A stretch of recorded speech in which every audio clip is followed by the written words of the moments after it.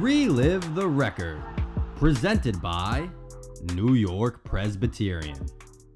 Today we go back to March 4th, 2018, the season opener for Pace Baseball, where a junior left-handed pitcher, Danny Wirchansky, tossed a 16 strikeout perfect game in an 8-0 win over Dominican. Today, I'm joined by that man himself, Danny Wirchansky, along with Pace Baseball head coach Hank Manning. Guys, we're gonna relive it a little bit. Just an awesome game. What is believed to be the only perfect game in Pace Baseball history. I got my first question is a very simple one. It's for both of you. We'll start with Coach. What do you remember the most about that day or that game? Well, for season opener, early March, I thought it wasn't that bad of a day. It was actually it was a sunny day from what I remember, and it wasn't too cold for a March 4th, playing in Pleasantville, New York. So, everybody was excited. I know Danny was excited to get out there, and it was a game that really just the way we wanted it to go. I think we were leading 2-0 after 6. Due to a couple of runs, but then also Danny just mowing them down. So there really wasn't any thought in terms of, this is an historic day or anything. It just was, a normal day. Good to see guys, early on doing well and, doing what we're asking them to do. And it turned out to be an incredible day. Yeah, it's certainly, I don't know, that'll lead me to another question is I don't know when things kind of dawn on you, things are happening, but Danny, what is your most vivid memory of that day? I mean, I know the day before it snowed, so the biggest issue was if we were going to get the game in, and that morning we actually had to go kind of shovel the field a little bit, and this is when Coach DeVito was still there, and he kind of like freaked out on me for helping shovel the field, and he kind of just went ballistic and said, put the shovel down, give it to someone else, and go sit in the locker room. So that's the one thing I remember from that day. I guess I'm getting old, Jim. I don't remember that, but I'm sure it happened. I think that Danny probably remembers every single time he had to shovel snow off that field. So I think that makes sense. That's funny. All right, my next question is for you, Danny. What during maybe pregame or even the days leading up to it, did you notice that you were you were hitting on all engines, that you were extra sharp, or was it kind of just normal stuff for you? No, I honestly thought it was just like a normal game. I didn't expect anything different. It never really felt like there was anything like, oh, this was sharp, this wasn't. But like just a normal day, like, I don't know, just one of those days where you just felt on that day and that moment. And it turned out to be one of the best days of my life, honestly, in my career. I figured you were going to have that answer. Back to you, Danny, did you notice anything different in the dugout as the game went by? Was there any change in the environment? Honestly, no. Everyone still was kind of talking to me. The only person who doesn't talk to me during games, but all my starts, was Alex Busby, who was my roommate my senior year. He kind of just does his thing and doesn't talk to me at all until I'm out of the game, whether it's like the 6th inning, 7th inning, whatever it is. And that's when he'll basically just start having conversation with me. But other than that, no, it was kind of basically a relaxed environment. No one was really on edge or anything. But yeah, it was just kind of a relaxed moment. Do you recall kind of, as I mentioned, 16 strikeouts, just dominating performance. Do you recall what pitch you think you had most success with that day? Looking back, honestly, I felt like I was commanding everything well, but if it was for me, it was probably my changeup that day. I just felt like I had more movement, more bite on it. It kind of looked like my fastball had a hand and getting guys to either roll over or just swing and miss at it. Hank, you've been around baseball for a long time, both as a player and a coach. A no-hitter comes and goes. A no-hitter is more of, a luck-based thing. A perfect game is something. 16 strikeouts in a perfect game is unbelievable. How do you kind of put it into perspective? Yeah, I mean, you have to put it into perspective. How many perfect games have there been in Major League Baseball? Not that many. So it's a rare feat. It's a tremendous accomplishment. And, being a catcher, I kind of, you always want to be the catcher of a guy to throw a no-hitter or perfect game. I haven't had in high school, I had a no-hitter. I've had numerous one-hitters catching, but in my coaching career, I believe this was the only one that we've thrown a no-hitter perfect game to boot. So, it was really special. And I think as the innings went on, and like I said, it was 2-0. And then in the 7th inning, we scored a bunch of runs, and it kind of just, you exhaled. And, Danny's first start, we didn't want to overtax him. And the problem comes at any level when you get towards what you think is his end, and getting ready for the next start. Now you got to look and say, oh boy, it must have been the 7th inning. Like, okay, he's got a no-hitter, perfect game. Give him one more hitter. I think that's what it was, if I remember correctly, Danny, is that we just kept giving you that one extra hitter.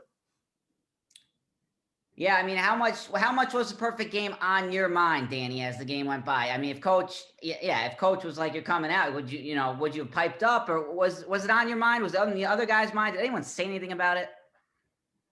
It wasn't really on my mind, but when you look up at the scoreboard and you see a bunch of zeros and you see a 0 in the hit column, it kind of hits you. So whoever says that's not on their mind kind of just lies about it.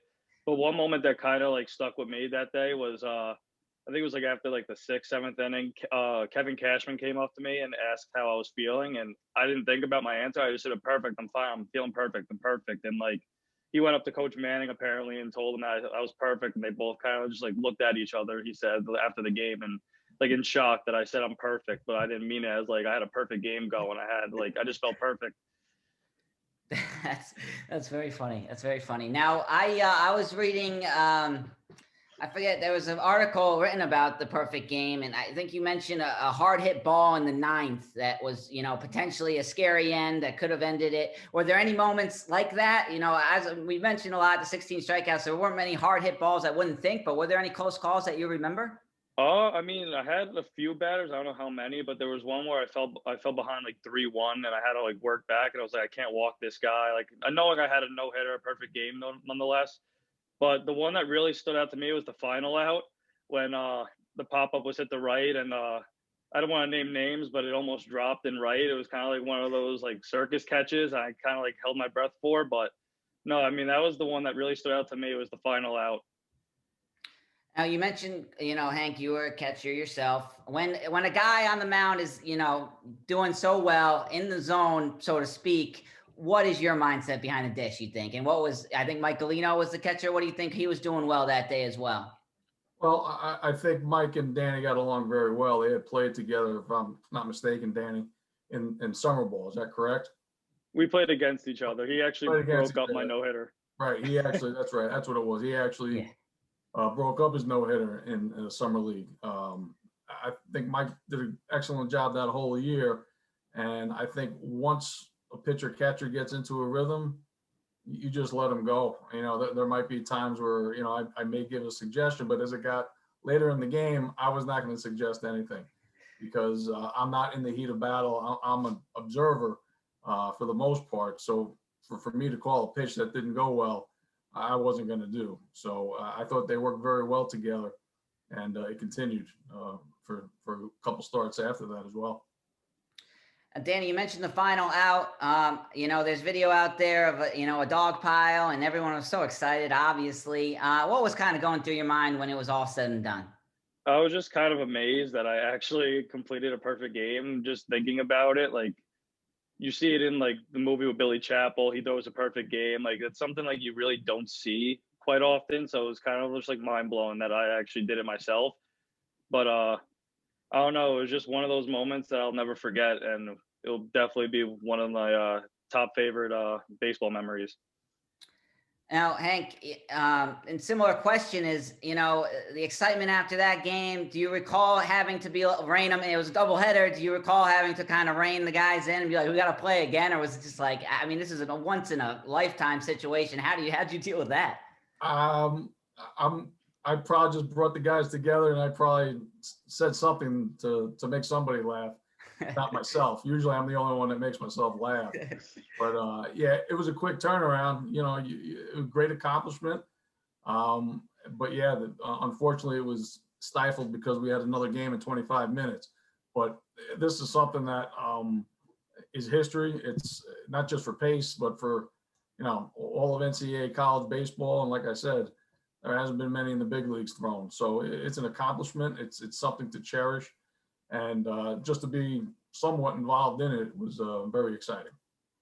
Yeah, I mean, certainly, you were the national pitcher of the week. You won all the awards after that. It was really an unbelievable start to the year. I guess my final question is you kind of mentioned it. It's both to you. You guys both kind of touched on it. But the first game of the year, it's early March in New York.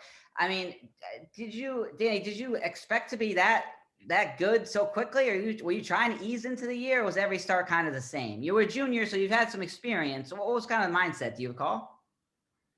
For me, it was more just bouncing back from my sophomore year, because my sophomore year I transferred in mid-year, so I was trying to do a little too much.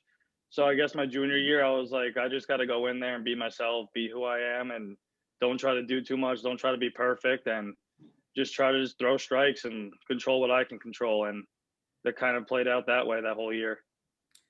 Hank, kind of same kind of question. Do you think that is it more impressive that it was the first game of the year? What do you think goes into that? Like you said, you were trying to get some guys involved, easing into the year. What do you think about the time of it?